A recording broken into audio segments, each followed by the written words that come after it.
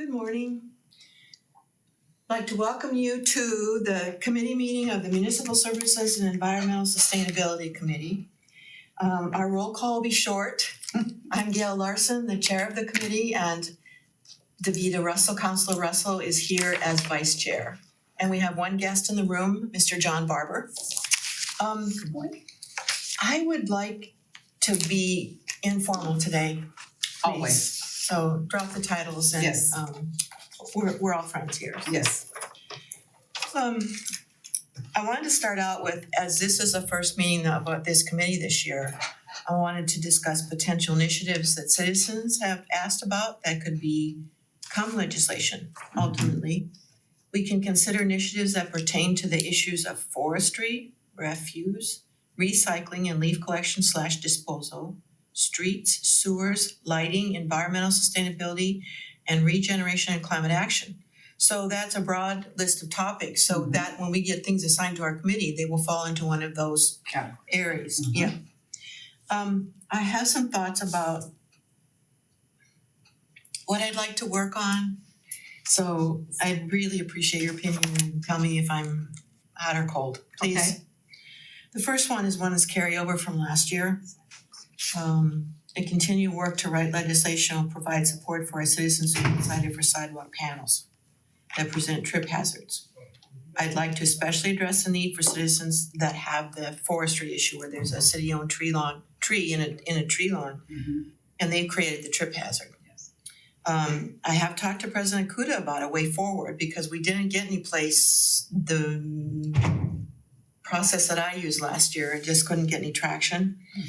And President Kuda suggested that we have ARPA money designated for repairs on exteriors of houses. That some of that money could be used potentially for a pilot project. If we funded it with, let's say, $100,000 and provide the parameters under which people could apply for that money, would not involve the Public Works Department, and would be a financial assistance to those folks that need to have these things done, that perhaps can't do it on their own. So I'm asking you, Davida, as vice chair, if this is something that we should pursue. Yeah. That's an interesting idea. I like that because I think they really need some help. Yeah. With those trees around the tree lawns and the sidewalks, and I think because of it was our fault that some of those trees were misplanted.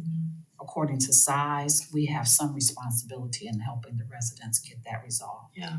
So if it's okay with you, I'm gonna keep working with President Kuda on that. And I like it. we just got people asking a lot all the time, so I just feel a need to readdress it. And I think we have some opera money left. Yeah, well, we talked about leaving that in the kitty for a minute. Correct. We were told last year that the recycling in businesses like restaurants and apartment buildings is no longer happens.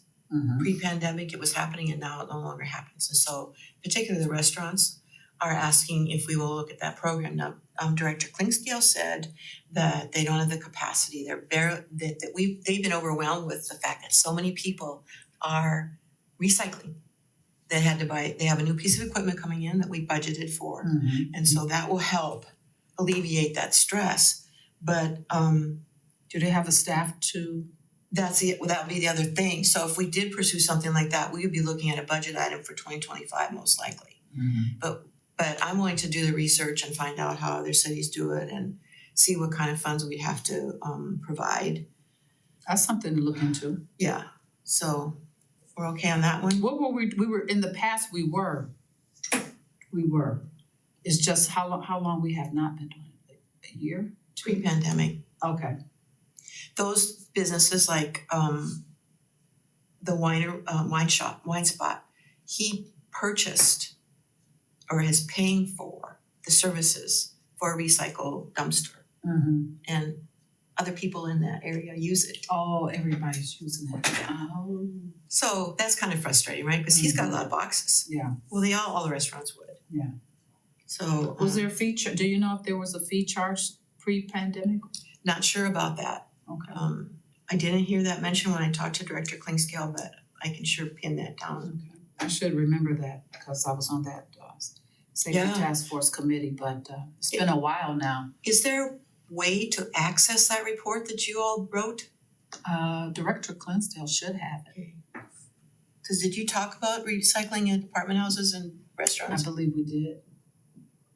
Don't quote me, but because it's been a while. Okay.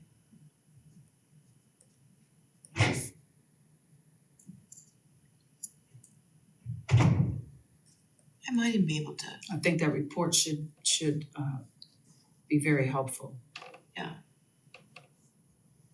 And I could probably go back in some of my emails and search and see what I can come up with. If you have time to beat otherwise. I'm also looking for opportunities to sponsor legislation that evolves as the new committees of transportation, mobility, and climate and environmental sustainability work with the administration. This committee will follow a legislative process that we eventually approve. We have to approve one.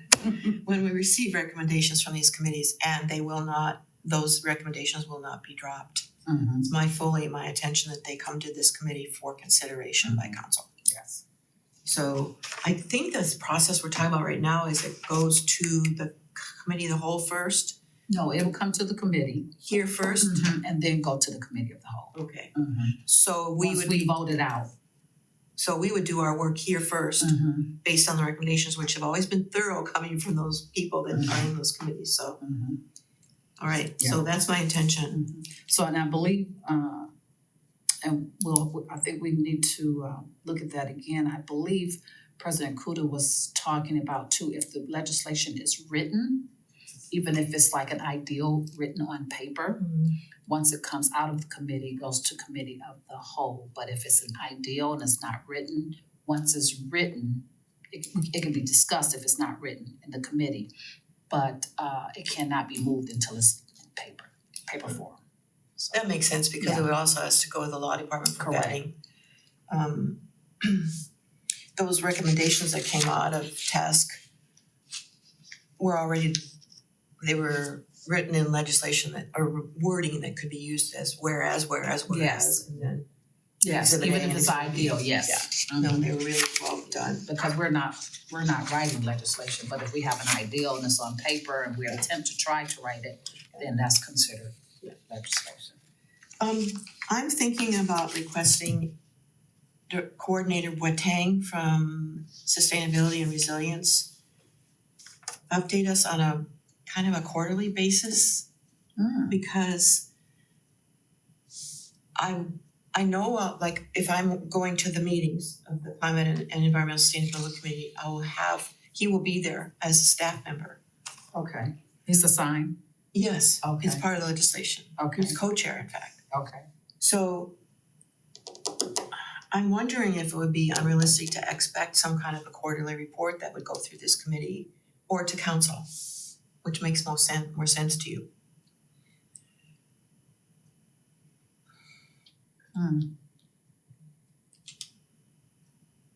Probably have to look at the legislation. How does the legislation read regarding reporting out? Do they report out to the committee or, because I know on a lot of mine, it says report out to council. Do you remember? Either.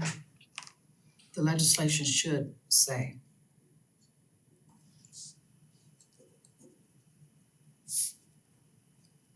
So whatever you put in your legislation, then that's how. Follow that process. Mhm. Okay, if there's a process there, that's great. And if not, then we'll revisit it. Yeah. Because I still don't think there's any harm, periodically just to have them come and just do an update just to the committee. I don't think so either. But I don't know if they'll say that he's at those committee meetings already and the liaison person is supposed to report out to the committee or council. So I'm not sure.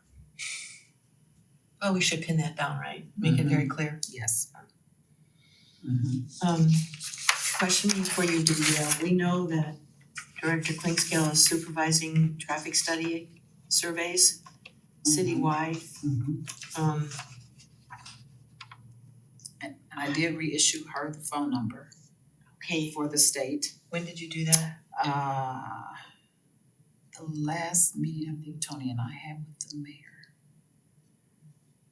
So it's been maybe a week, let's say a week. Okay, Just give it a benefit of the doubt. I believe it's a week because both of us misplaced the number. So when I went back to Columbus, I okay, got the information again for her. So she does have the information and email address as well. And I think they're supposed to start, from what I hear from the state, they're gonna start traffic calming studies. They were gonna start it in February. okay, so my plan is right now, I reach out to her once a month, cause I just can't have it dropped. I Yes. cannot. So that'd be good because that would be free from the state.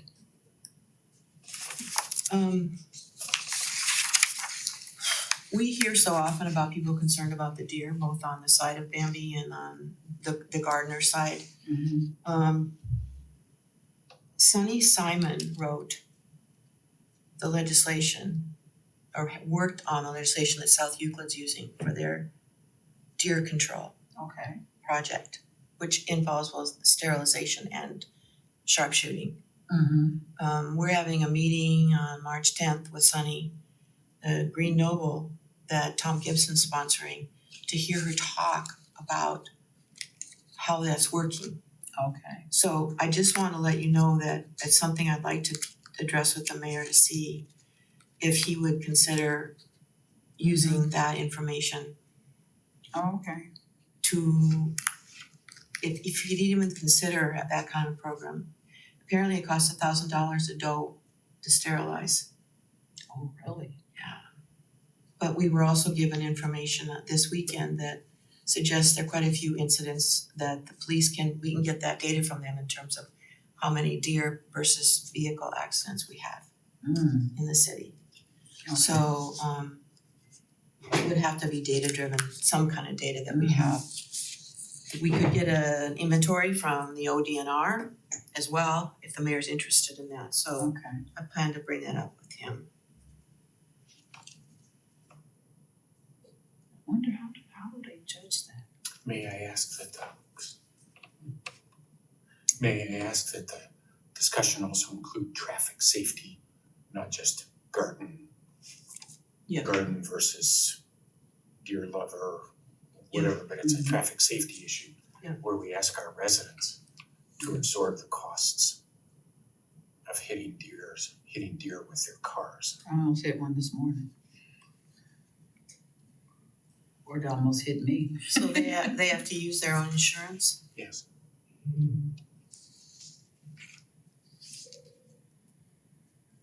So that's impacting people's own personal lives even after the accident occurred, traumatic as that probably was. Correct. And then the trauma that we place on our police department to put an animal down.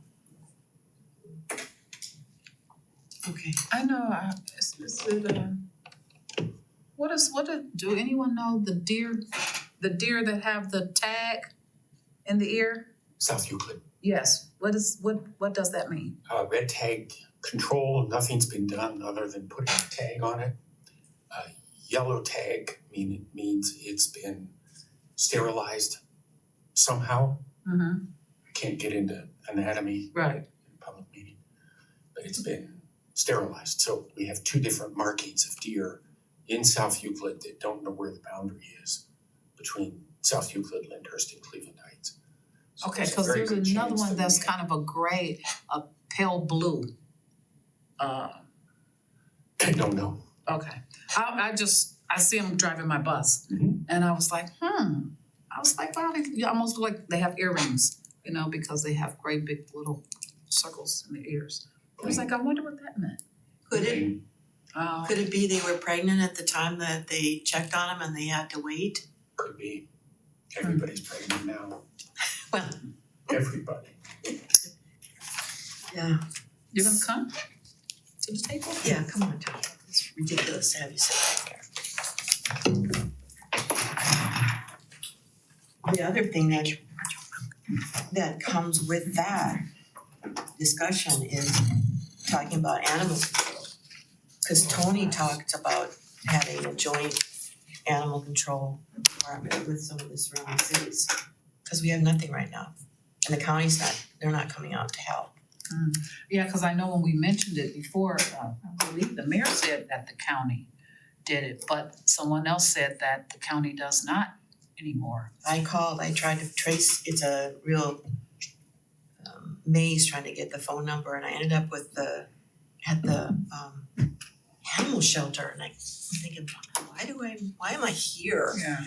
But that's where it was referred to, and they said, we don't do anything with animal control in Cleveland Heights. Well, one of the largest problems we have are raccoons. And we have a lot of residents who are complaining about raccoons living in vacant properties next door to them.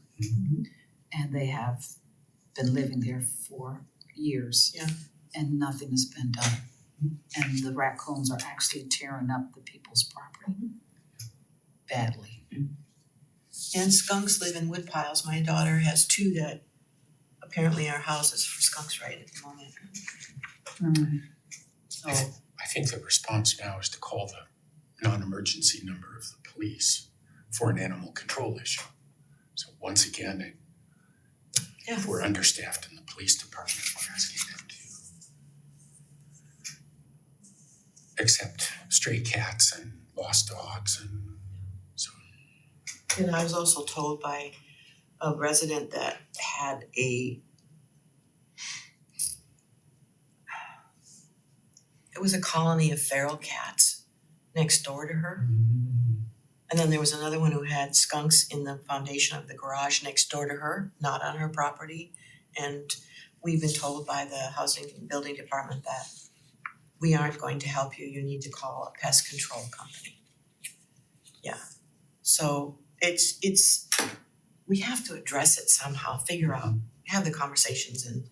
I know it's bad, it's getting worse, and especially, I mean, I get more calls and emails about raccoons living in people's properties or up under their porches, and little kids, they are not very nice little animals. They can be very aggressive. Right.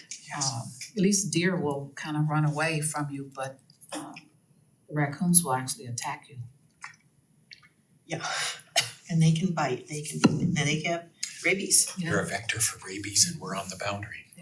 And I know This side of Cleveland. one lady, house became infected with them. They end up crawling their way through her house, and animals were everywhere. She had to call someone. Well, as we're moving through this and starting to talk about the things in our environment in Cleveland Heights that are impacting our citizens, I would like Mr. John Barber to he's got a list of things that he wants to start to work on with the CESC, Climate and Environmental Sustainability Committee. And I caught him off guard by asking for this, but I just kind of like to get a direction from where we might see some things being worked on in that committee once we get it formed. So, you have the floor. Thank you. Sustainability is such a large topic.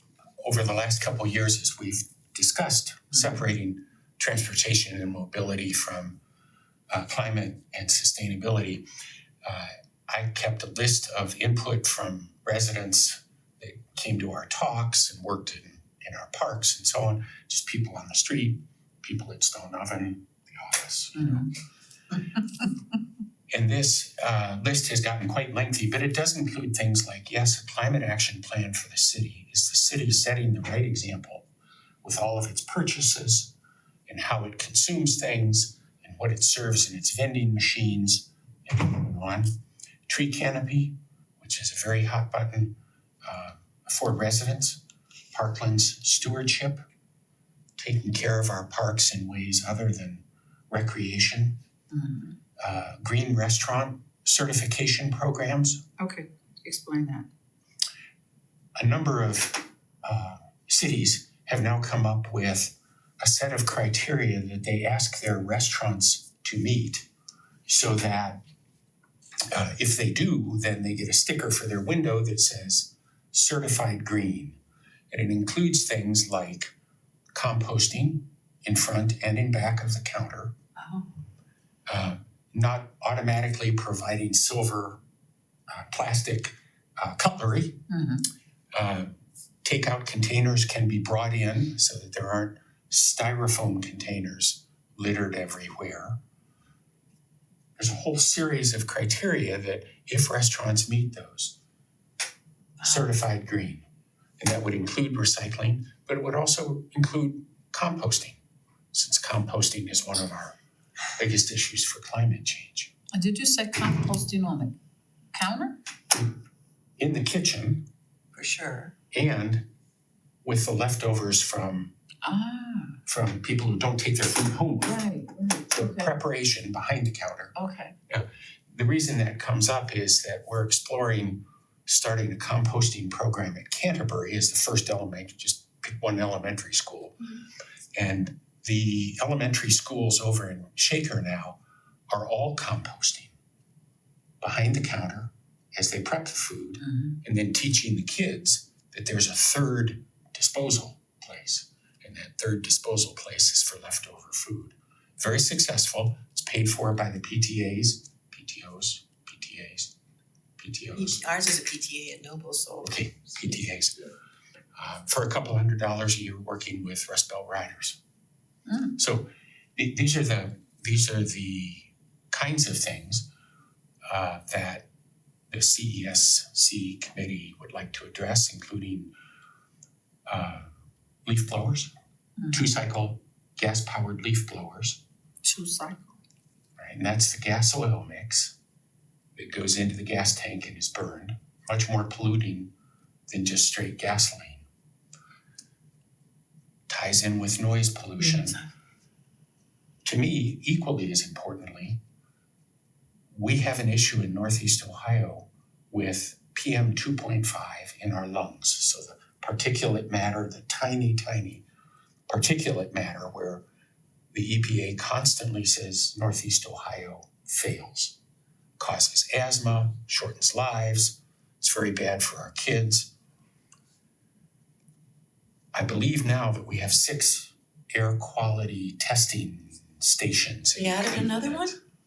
Do you know where it went? No, but I'd like to find out. Yeah, And I'm not sure that tests PM 2.5. right. So CESC wants to say, if we have a public health issue, then we want to be testing for those things that have the greatest effect. What? PM 2.5, particulate matter 2.5. That would be a question for Mr. Boateng. Yes, let's test for it, not just in commercial districts, but in neighborhoods, and advise people when there's a peak. And I'm very sure that there will be a peak when our landscapers are out with their leaf blowers, restirring the dust up into the air where all of us breathe it. These are the kinds of things that are on that list for CESC to deal with. I like, we are a small microcosm of the bigger air polluting, noise polluting, all the things that are affecting us in our lives throughout the world.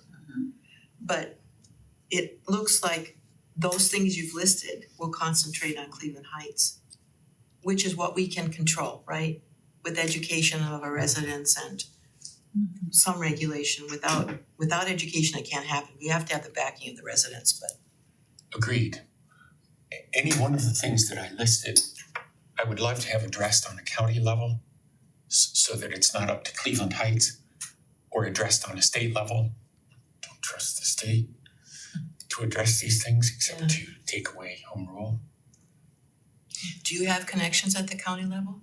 It'll be Sunny Simon on the 10th, county council person Sunny Simon. I haven't talked to Cheryl in so long, I don't know. Well, she's going off, you know, so. When is, that's in November. No, these things shouldn't just be Cleveland Heights. Mhm. You know, a leaf blower stirring up dust, the dust doesn't fall right at the edge of the It's not just like the municipal deer, border, doesn't just like realize the deer. They don't care about political boundaries. Yeah. But these are things that I would like to address because I think this, we have citizens who care enough about it and citizens who will be helpful to get these things researched. What are other cities doing? And what's the best way for us to address it? And that will be so helpful to us Mhm. because some of these things require legislation Mhm. and public hearings, which we can help with.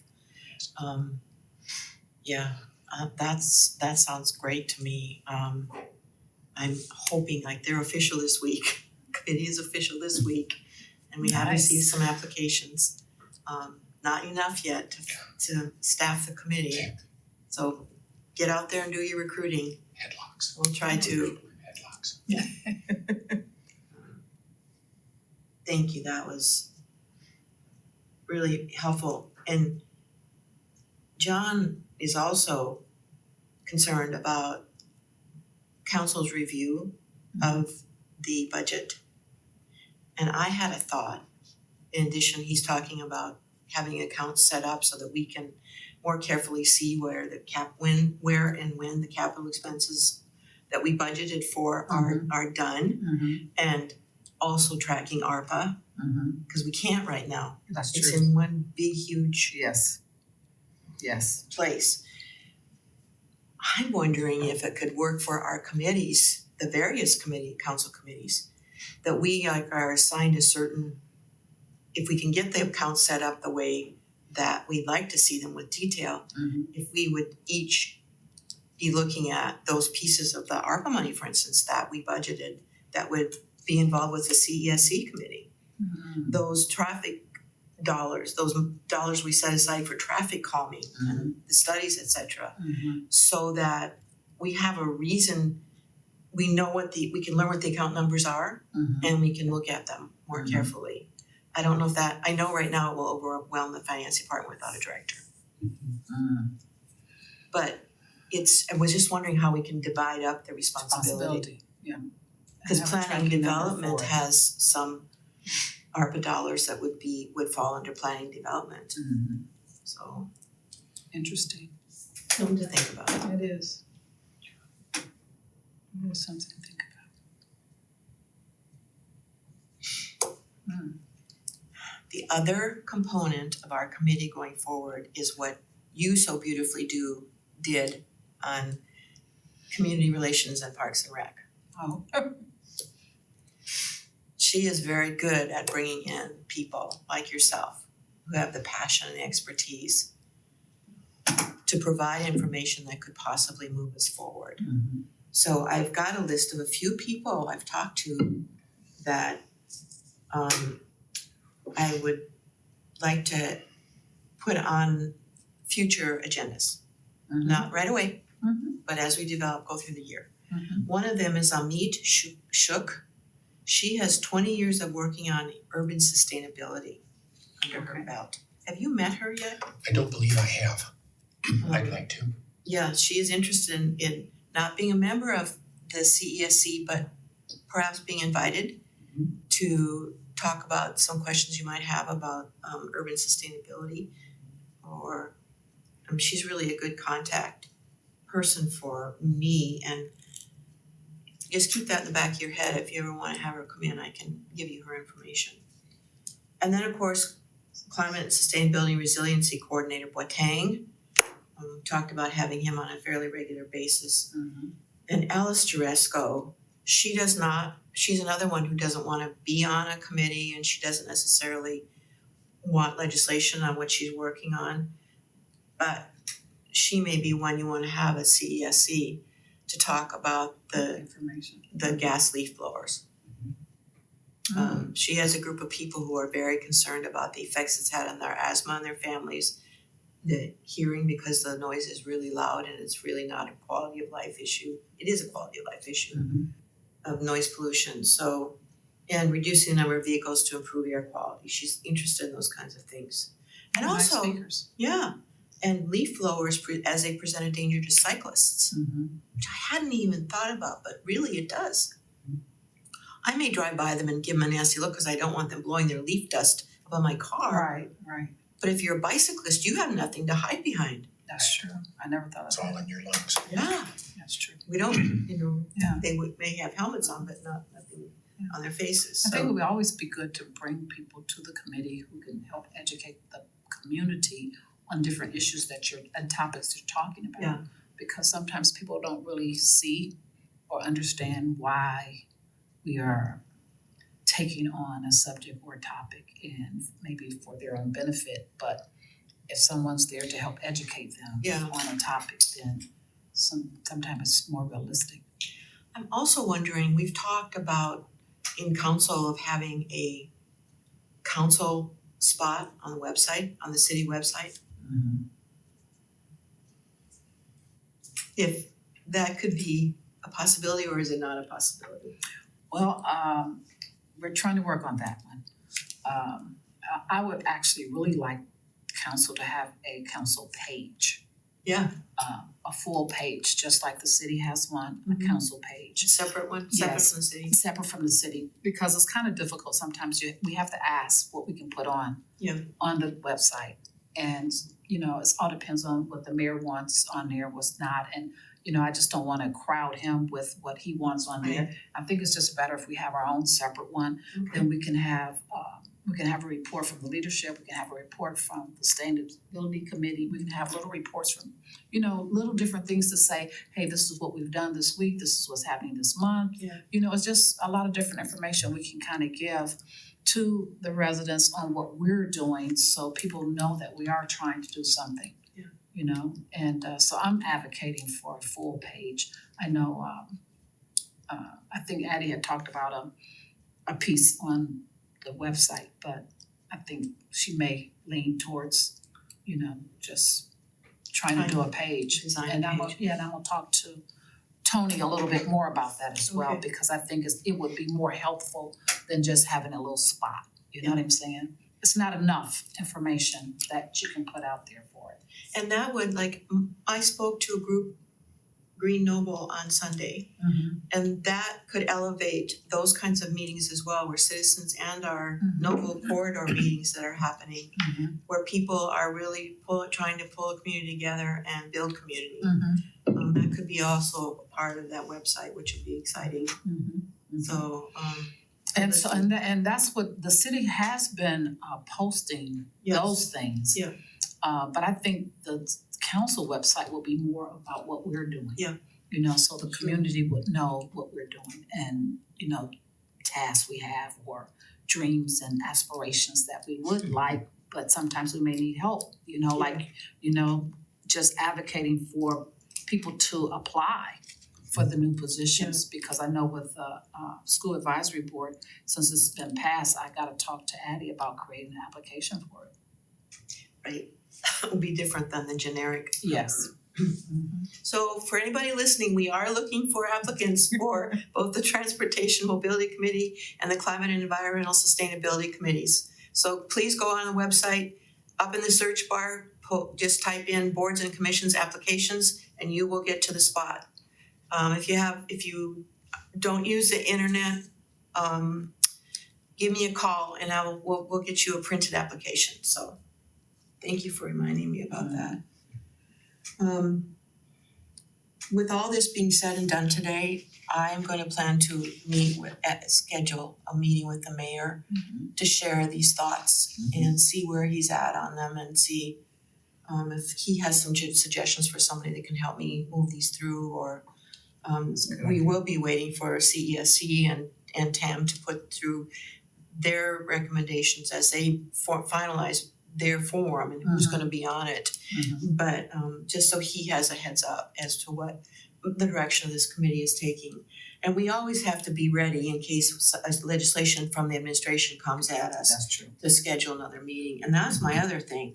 I know I need to schedule, I've been asked to schedule regular meetings. I'm happy to do them once a month, but I haven't, don't feel bad, I haven't either. It's very difficult right now. yeah, Because, it's just trying to figure out, this is great. And I have to start one with planning, far as, you know, an outline of what I wanna do and how I wanna Yeah. do it, and, you know, make sure I'm on task with Eric to make sure things are moving. Yeah. So it's very hard to set something right this minute. I think we're gonna need a little bit of time. Because Janine's schedule is tight and yours is tight, would you just give me like, and I know that you did this specially for me, I got called to jury duty, so I had to cancel my next week's meeting and move it to today. Prefer the third week of the month and a morning meeting? That's fine. Okay. So I know Janine gave us some days of the week that are better for her and see if we can, if I get that on the She did say schedule. Tuesdays. Yeah. Yeah. Or better for her. But Yeah. yeah, the third week is fine. Okay, I will shoot for that, David, I promise. I'll reach Because out. I don't think she wants to do anything late in the evening. No, and you know, we've had so many night meetings lately. And the Sunday meeting was at 3:00 in the afternoon. Yeah. It was powerful because it wasn't over dinner hour and it was I know. before the Super Bowl. Yeah. And it just worked out fine. So, Yeah, we've had a lot of evening meetings. Yeah. Because of the community and the charter review, because that was what, 9 o'clock? What time that was over? well, about 8:30 was 30? when I left. Yeah, about time I got in about 9, yeah. I'm gonna pull this meeting to a close unless there's anything else that either of you would like I to. think it's a good start. Thank you. Good start. I'm jealous, I haven't started mine yet, so I'm thinking, it's in my head. I just haven't pulled it out. Yeah, I was there last week, stressing about it. To anyone watching, please feel free to call or text me or send an email. If you have any issues or concerns you wish to share that are pertinent to this committee, happy to answer. And if you've got some ideas, send them in, please, let me know. Let Davida know, and Janine Boyd also on this committee. So, And if they ever wanna be a guest. and if you ever wish to be a guest, Mr. Barber will contest, it's really not too bad a situation to participate on the fly as we showed up. And hopefully would be, if you let me know you wanna come and speak about something, let me know. So that being said, I'm going to adjourn this meeting today at 10:40.